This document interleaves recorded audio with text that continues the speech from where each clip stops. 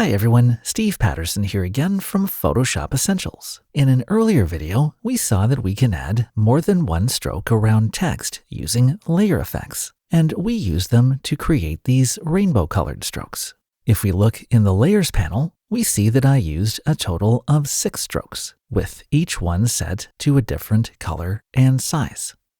But while layer effects made it easy to add the strokes, there's a problem. If we look closely, notice how the letters have rounded edges and corners.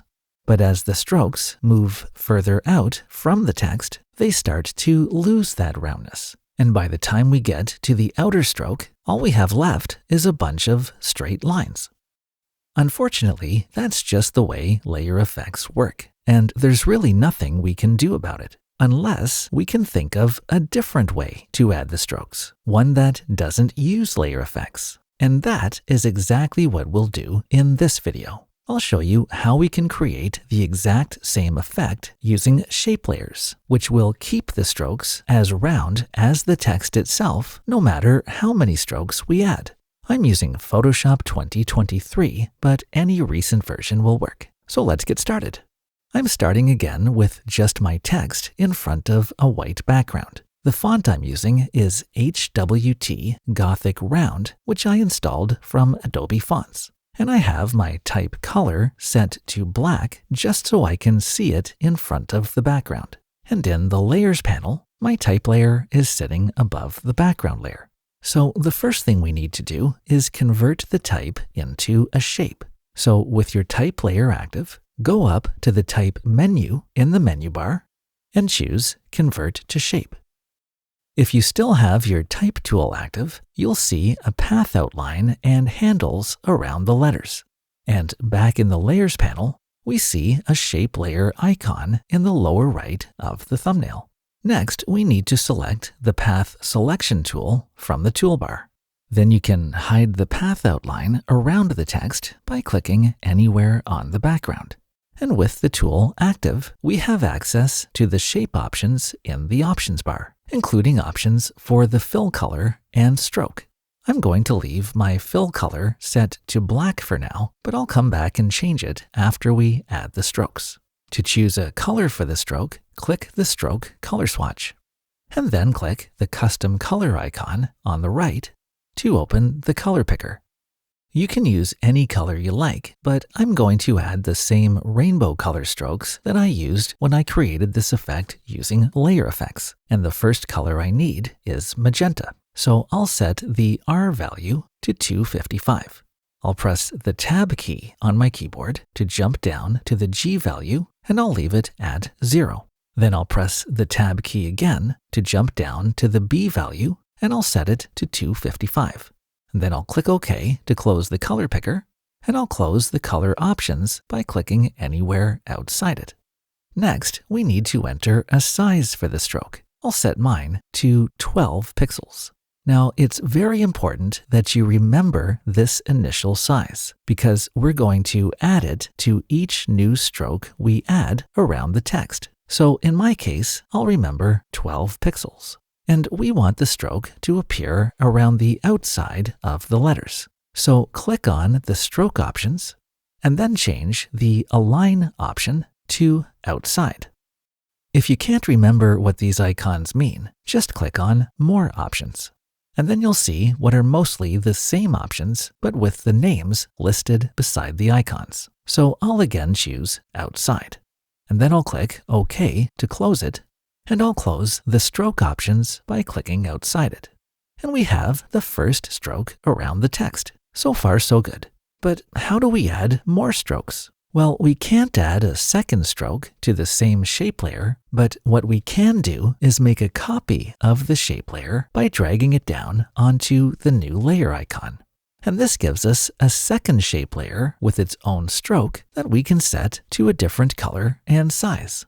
Now, for this to work, we always need to adjust the stroke for the bottom shape. So click on the bottom shape layer to select it. And then back in the options bar, click on the Stroke Color Swatch, and then click the Custom Color icon to again open the color picker. This time, since I'm choosing rainbow colors, I need my second stroke to be blue. So I'll change the R value to 0, and I'll leave G at 0 and B at 255. And then I'll click OK. And I'll click to close the color options. Now, at the moment, we can't see the second stroke because it's hiding behind the original stroke. And that's because they're both set to the same size. So we need to add the size of the original stroke to the size of the new stroke. In my case, the new stroke is 12 pixels wide, and my original stroke was also 12 pixels wide. So 12 plus 12 means that my second stroke needs to be 24 pixels. I'll press Enter or Return on a Mac to accept it, and the second stroke appears. And because we added the size of the original stroke to the new one, it looks like both strokes are the same size.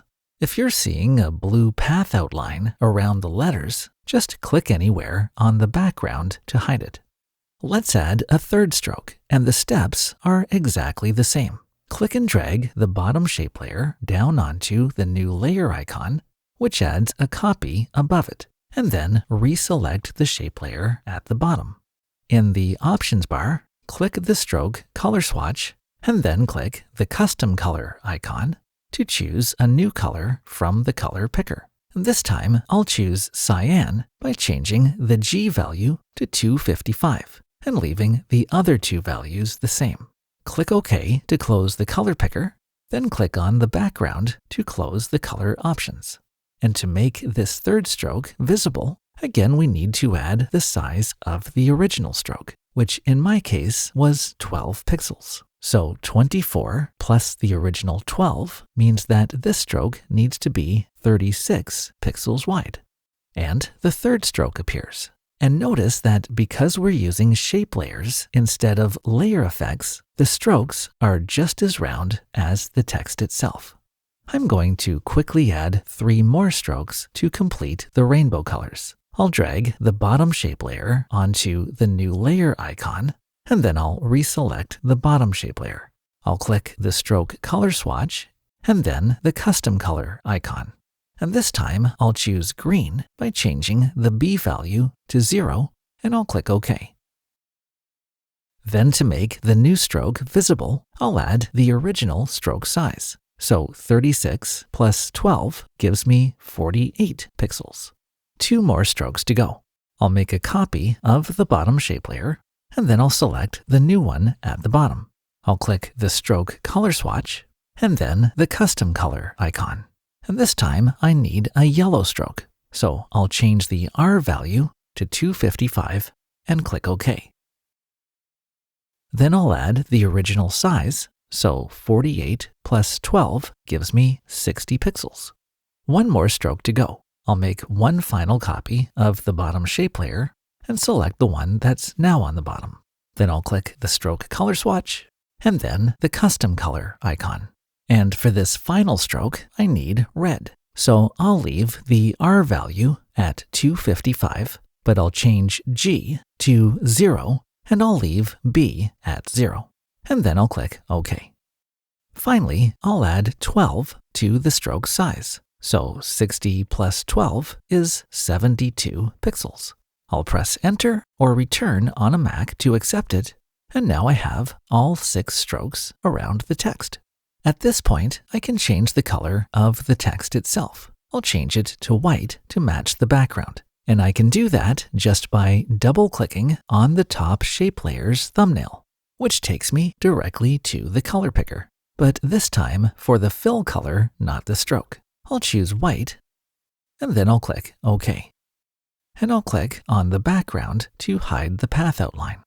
And notice the difference in the strokes using shape layers compared to what we saw earlier using layer effects. Instead of the strokes turning into straight lines, this time they kept the roundness of the letters. Even the stroke on the outside is just as smooth and round as the text itself. I'm going to finish things off by adding a drop shadow behind the text. And the easiest way to do that would be to place all of my shape layers into a layer group, and then apply the drop shadow to the group. So since I already have the top shape layer selected, I'll hold the Shift key on my keyboard and click on the bottom shape layer. And this selects all of them at once. Then I'll add them to a group by clicking the Layers panel menu icon and choosing New Group from Layers. I'll name the group Text and click OK. And now all of the shape layers are inside the group. Then with the group selected, I'll click the Effects icon at the bottom and choose Drop Shadow.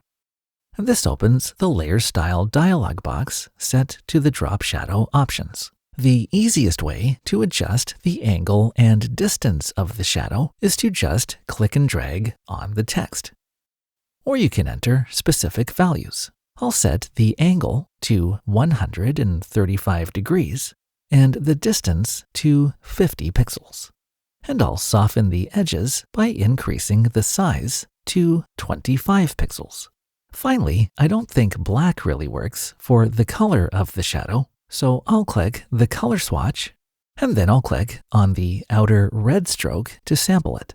And in the color picker, I'll lower the brightness down to 50%.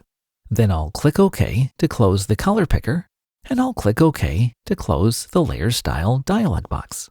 And there we have it. That's a better way to add multiple strokes around text using shape layers in Photoshop. If you enjoyed this video, don't forget to click the like button and subscribe to my channel to learn more about Photoshop. Thank you so much for watching, and I'll see you in the next video. I'm Steve Patterson from Photoshop Essentials.